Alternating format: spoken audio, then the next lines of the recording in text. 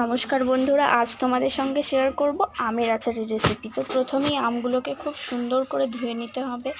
তারপর আমগুলোকে কেটে নেব, সুন্দর করে কেটে নেব। তো দেখো আমার মা কাটছে আমগুলো।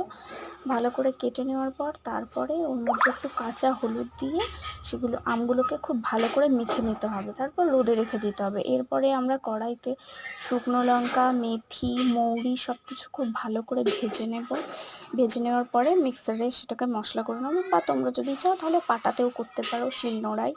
তারপর খুব ভালো করে মশলা করে নিয়ে একদম মিহি করে মশলাটা করবে, যাতে মুখে না লাগে। বেশি আচারে একদম মিক্স হয়ে গেলে ভালো লাগে। তারপরে কড়াইতে সর্ষের তেল, 5 ফোড়ন, সর্ষে, তার সঙ্গে একটা শুকনো লঙ্কা ফোড়ন দিয়ে আমগুলো ছেড়ে দিতে হবে। আস্তে আস্তে ঠিক এভাবে আমগুলো ছেড়ে দেওয়ার পর সুন্দর করে নাড়াচাড়া করে নেবে। এরপর আমটা নামিয়ে রাখবে। তারপর ওই কড়াইতেই আমরা দিয়ে দেবো গুড়। গুড় দেওয়ার পরে গুড়টাকে খুব ভালো করে নাড়াচাড়া করে নিতে হবে। দেখবে গুড়টা দেওয়ার পর এরকম জল কাটবে, জল ছড়িয়ে পড়বে তখন আমরা ওর মধ্যে আমগুলো দিয়ে দেবো।